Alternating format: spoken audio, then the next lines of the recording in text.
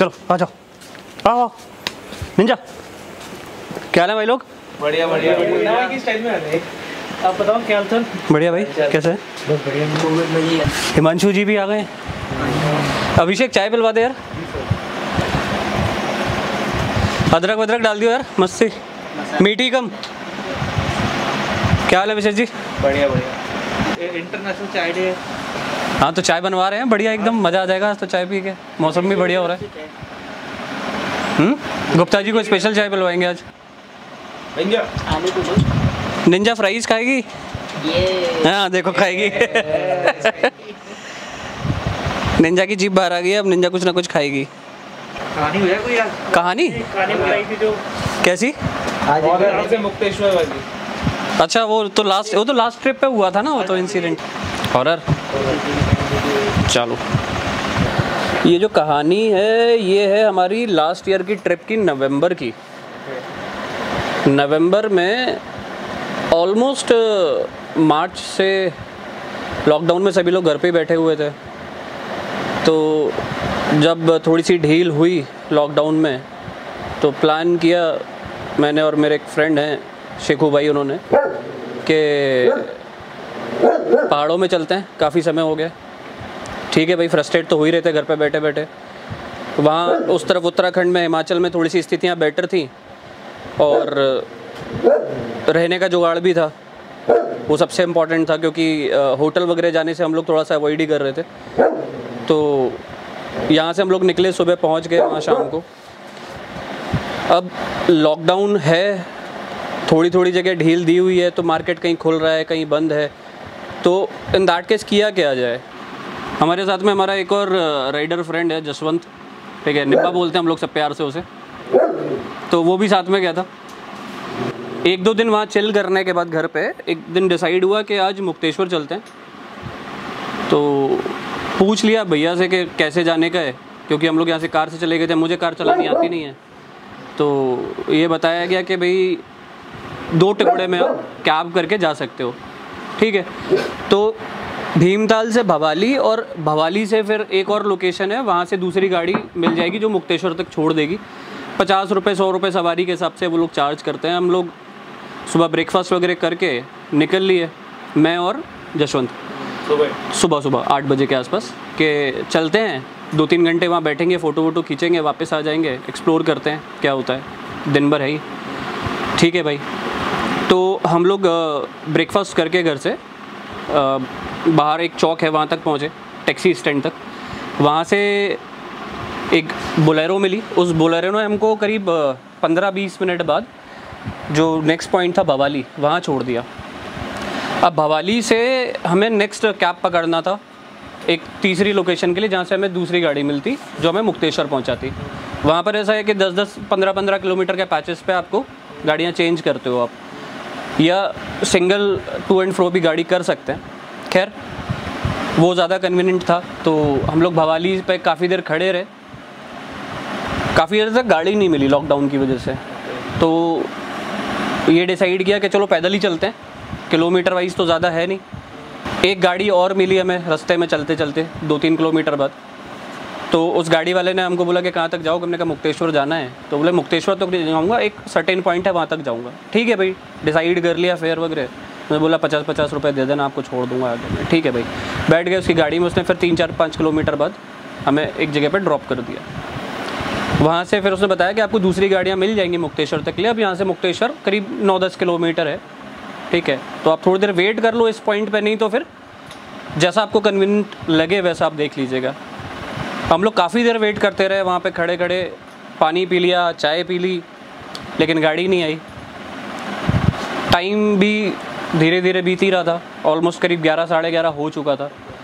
तो ये डिसाइड किया कि काम करते हैं कि भाई 10 किलोमीटर ही है, पैदल ही चल लेते हैं, क्या ही टाइम लगेगा, ज़्यादा से ज़्यादा 2 घंटे में पहुँच जाएंगे। पहाड़ भी हैं तो भी भाई अपन लोग प्लेन्स वाले लोग हैं, ठीक है। तो सोचा, कैलकुलेट किया कि हाँ 2 घंटे में पहुँच जाएंगे। ठीक भाई, चलते गए, चलते चलते चलते चलते पहले तो हम रोड्स के किनारे किनारे चल रहे थे। फिर हमारा जो ये निब्बा है, इसको आइडिया आया कि भैया ये हम लोग रोड के दोनों तरफ क्यों घूम रहे हैं, काम करते हैं रोड्स पे एक पॉइंट से दूसरे पॉइंट पर जाने के लिए जो लोकल से पहाड़ी चढ़ रहे हैं, ये पहाड़ी चढ़ते हैं, इसमें टाइम बच जाएगा। ठीक है भाई, ये भी आइडिया करके देख लेते हैं। चढ़ना शुरू किया, आधे घंटे बाद फेफड़े मुंह में आ गए निकल के बाहर। ठीक है, क्योंकि ये वो गलत डिसीजन था बहुत बड़ा। खैर, लेकिन पहुंचना भी था और वापस भी लौटना था, तो हमने वही कंटिन्यू किया।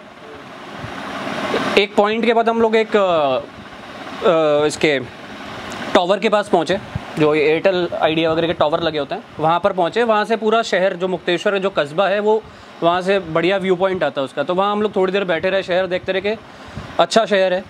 और दूर सामने पहाड़ी पे हमें मुक्तेश्वर मंदिर दिख रहा था, भगवान महादेव का मंदिर है वो, और करीब 5000 साल पुराना मंदिर है ऐसा वहाँ पर जो एक शिलालेख थी उस पर लिखा हुआ था। और काफ़ी सारे लोग वहाँ गए हैं और ऐसा कहा जाता है कि वहाँ पे बहुत सारे ऋषि मुनियों ने तपस्या की है और सिद्धियों के लिए लोग वहाँ आते हैं, ऐसा कहा जाता है। कस्बे में एंट्री की तो एकदम बिल्कुल एक अमेरिकन मूवी वाला फील आया, काउबॉय टाइप, कि पूरा शहर में सन्नाटा है। एक दो लोग कहीं बालकनी में दिख रहे हैं, एक दो लोग चलते हुए दिख रहे हैं, और हम दो लोग पूरे शहर के बीचों बीच में से मुक्तेश्वर मंदिर की तरफ आगे बढ़ रहे हैं। एकदम फिल्मी सीन। बढ़ते गए बढ़ते गए बढ़ते गए, 10 मिनट बाद हमें एक पुजारी जी ने क्रॉस किया, हर हर महादेव करके उनसे इशारे में बात हुई, ऐसे हाथ जोड़ के उन्होंने भी हर हर महादेव किया और कह के निकल गए। अब हमारे मन में आइडिया ये था कि इतना विशाल भव्य मंदिर है तो एक पुजारी तो नहीं होगा, और भी बहुत सारे लोग होंगे वहाँ पर। तो वो अपने रास्ते चले गए, हम लोग मंदिर में पहुँचे। तो जैसे ही मंदिर की पहली सीढ़ी पे हम लोग पहुँचे तो वहाँ जाके पता चला कि उस टाइम पे पितृपक्ष चल रहे थे। तो हमारे यहाँ ऐसा माना जाता है पितृपक्ष में मंदिरों में पूजा पाठ नहीं होते, है ना प्रसाद चढ़ा सकते हो, ना अगरबत्ती लगा सकते हो, दर्शन भी बड़े दुर्लभ होते हैं मंदिरों में, जनरली मंदिर बंद होते हैं। लेकिन वहाँ पर कोई नहीं था दूर दूर तक। तो एक लोकल वेंडर जो था प्रसाद वाला, वो आके बोला कि आप चाहो तो दर्शन करके आ सकते हो ऊपर तक, क्योंकि ऊपर कोई है नहीं। और उसके पीछे, मंदिर के पीछे एक व्यू पॉइंट है, तो आपको मंदिर पे ऊपर जाके फिर वापस आना पड़ेगा नीचे, और साइड से फिर आप एक ट्रैकिंग ट्रेल टाइप की है उस पर जाओगे, और पीछे आप जाके वो व्यू पॉइंट पे से फ़ोटोज़ वोटोज़ खींच सकते हो। उसको लोग लवर्स पॉइंट, सुसाइड पॉइंट, तमाम सारी चीज़ें कहते हैं। पहाड़ों में हमेशा एक ऐसी एज वाली चोटी या तो लवर पॉइंट होती है या फिर सुसाइड पॉइंट होती है। खैर, हम लोग मंदिर पे ऊपर देखा, पहुँचे जब सीढ़ियों पे, तो समझ में आया कि अभी तो और चढ़ाई बाकी है मंदिर की। करीब 50-60 सीढ़ियाँ और चढ़नी थी, एकदम खड़ी सीढ़ियाँ, पहाड़ी सीढ़ियाँ जिन्हें कहते हैं। खैर, वो सब करके हम लोग ऊपर पहुँचे। मंदिर देखा तो मंदिर में एकदम सन्नाटा था, कोई दूर दूर तक नहीं था। मंदिर एक कॉर्नर पे एक पहाड़ी की चोटी पे बना हुआ था। उस स्पेस को बड़ा अच्छे से उन्होंने मेंटेन किया हुआ था, मंदिर के चारों तरफ चबूतरा बना के, मंदिर के ऊपर शेड लगा के। और मंदिर की जो मुख्य मंदिर की जो सीढ़ियाँ, जो आखिरी सीढ़ियाँ थी, वहाँ के कॉर्नर पे एक बाबा जी जो कभी हुआ करते होंगे, उनकी धूनी बनी हुई है। तो हमको लगा कि कोई वहाँ पर होगा सेवा करने वाला, कोई ना कोई तो होगा, इतना बड़ा मंदिर है। तो मैंने जशवंत से बोला कि चल ऊपर चलते हैं, अब तो यहाँ तक आ ही गए, मंदिर तक और चलते हैं। तो जशवंत के पता नहीं क्या दिमाग में आया, बोला कि भैया मैं मंदिर नहीं जाता। तो मैंने उसको ये बोला कि एक काम करते हैं, मैं शूज़ उतार के यहीं जा रहा हूँ, तू शूज़ देखना, मैं आता हूँ। कहता ठीक है भैया। अब मैं शूज़ उतारे, हाथ धोए, जो पानी का वहाँ पे एक नल लगा हुआ था वहाँ से, वो करके मैं वो जो धुनी जहाँ पर लगी हुई थी बाबा जी के रूम में, वहाँ तक मैं पहुँचा ऊपर। वहाँ जाके मैंने आवाज़ लगाई कि भाई साहब कोई है। मुझे लगा शायद कोई आएगा निकल के उस जगह पे, तो किसी की कोई आवाज़ नहीं आई। मुझे मेरी आवाज़ गूंजती हुई सुनाई दी, पहाड़ी इलाके की वजह से। तो मैंने एक दो बार और आवाज़ लगाई कि भैया कोई है, किसी का कुछ रिस्पॉन्स नहीं आया। तो जो एक बड़ा ही मानसिक सुकून था वहाँ पर उस जगह पे, उस शांति में, उसका अपना एक अलग मज़ा था। तो वो एक्चुअली मैं एंजॉय कर रहा था वहाँ खड़े खड़े। एकदम ठंडक का माहौल तो था ही, फिर शांति, कोई नहीं दूर दूर तक, सिर्फ आपको आपकी आवाज़ सुनाई दे रही है, आपकी सांसों की आवाज़ आप सुन सकते हो, इतनी शांति। खैर, फिर मेरे मन में यह विचार आया कि कोई नहीं है तो भी कोई बात नहीं है, बाबा तो ऊपर बैठे ही हुए हैं, उनके दर्शन करते हैं। दर्शन करके फिर वापस नीचे व्यू पॉइंट पर जाएंगे, थोड़ी देर वहाँ टाइम स्पेंड करेंगे और वापस सो लेंगे, क्योंकि अंधेरा होने से पहले वापस भीमताल भी पहुँचना था। मेरी एकाएक जो नज़र थी वो मंदिर के उस शेड की तरफ गई, उस चबूतरे की तरफ जिस पे वो मंदिर बना हुआ है।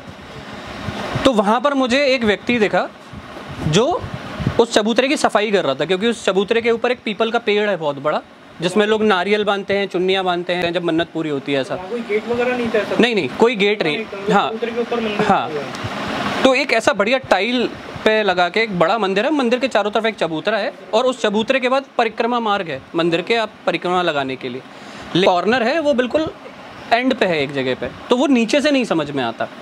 खैर मुझे एक व्यक्ति देखा हुआ, जैकेट वगैरह पहना हुआ, बड़े बाल उसके, तो वो मंदिर का जो चबूतरे पे जैसे पत्ते वगैरह गिर जाते हैं ऊपर से, उनकी सफाई कर रहा था एक कपड़े से।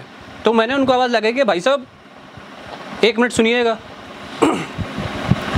तो उन्होंने मेरी तरफ देखा 2-3 सेकंड के लिए, और ऐसी पोंछा लगाते हुए जैसे स्टाइल में पीछे की तरफ सरक गए। तो मुझे लगा कि सफाई कर रहे होंगे, पीछे की तरफ सरक गए होंगे।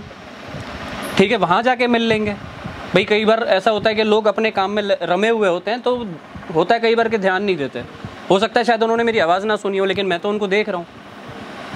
मैं इतना करके ऊपर पहुँचा तो वो भाई साहब नहीं दिखे उस फ्रैक्शन ऑफ सेकंड में मुझे। वो भाई साहब जो थे वो शायद, मुझे ऐसा लगा कि पीछे की तरफ चले गए होंगे मंदिर के, या पीछे उनकी कुटिया वगैरह होगी उस तरफ चले गए होंगे।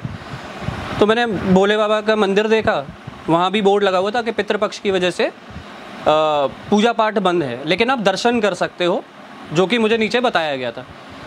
तो पट खुले हुए थे, मैंने धोक लगाई, 2 मिनट आंखें बंद करके बैठा वहाँ पर। जो मन में विचार थे वो वहाँ निकले, और आंखें खोली तो बड़ी शांति सी महसूस हुई।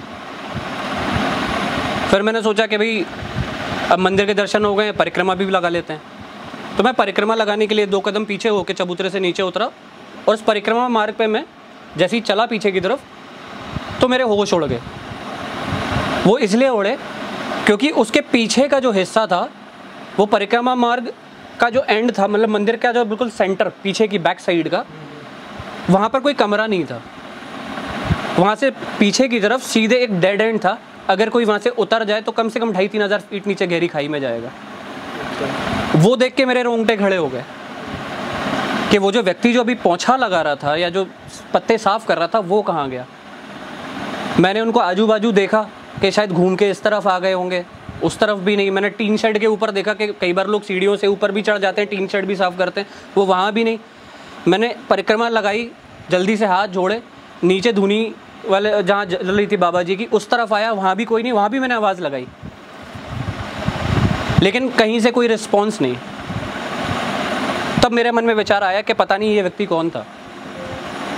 शायद कोई सेवादार रहा होगा जो इस टाइम पे सेवा करने आया हुआ था महादेव की। अब इसको आम भाषा में जब दोस्तों से डिस्कस करता हूँ तो लोगों को लगता है कि आपको ने एक सुपर नेचुरल एक्टिविटी एक्सपीरियंस की है।